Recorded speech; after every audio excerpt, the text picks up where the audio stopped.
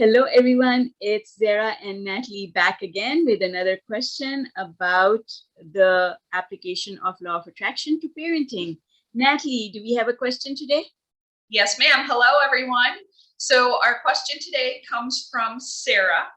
And Sarah wants to know if she really has to make her child share his toys. Ooh. Oh We've my got some God. good ones. What can I say? Okay, so I'm just going to ask you, maybe you know this, Natalie. Does Sarah, is this sharing with friends or sharing with siblings or both? It's both. It's she has two little boys and they fight over their toys all the time. I know that much about it. But it's anyone, but it's primarily because they spend the most time together. It was involving those two, but it happens with friends as well. Yeah. So, when I was a kid, every parent has their own style of dealing with it, right? So had a, I have a brother, and it used to be sharing between myself and my brother.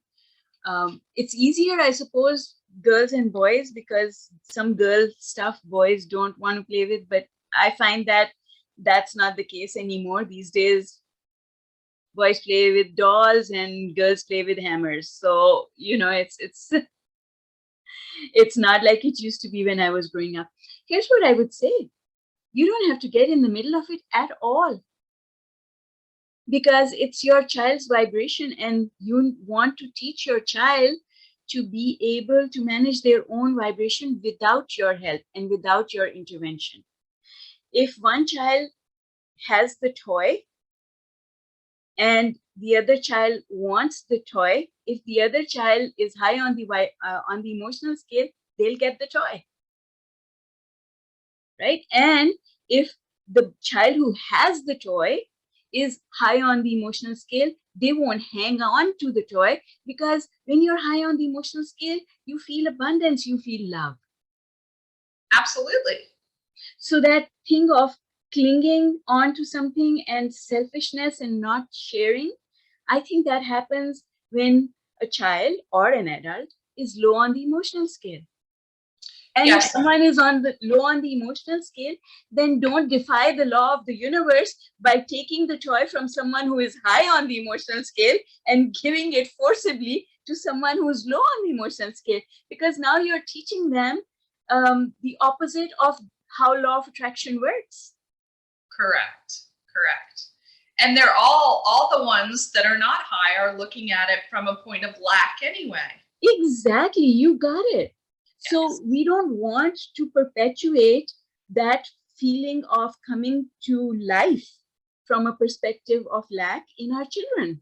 So if a child is crying for a toy, tell them to divert their attention. You've got so many other toys, go and play with them.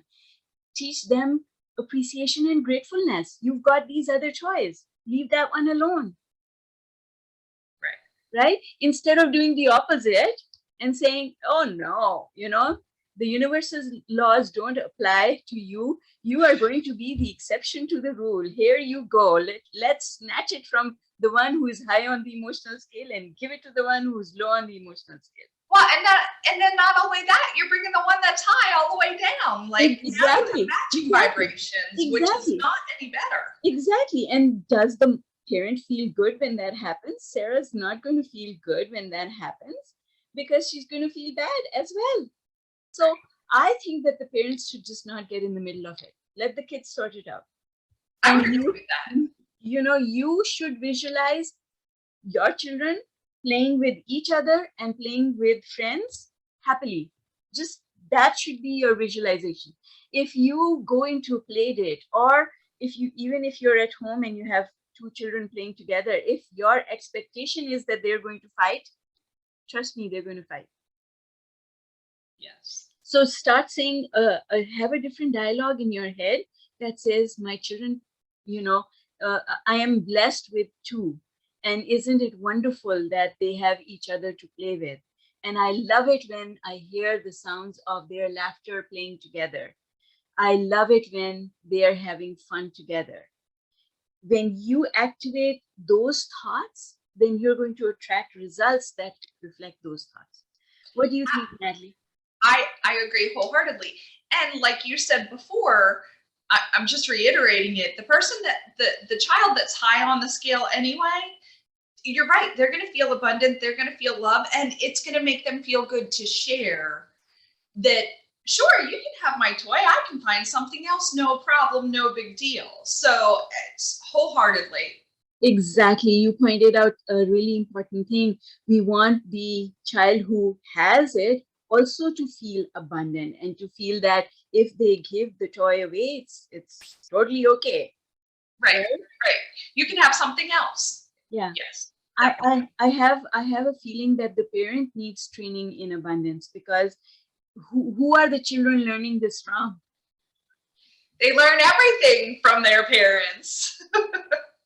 Exactly.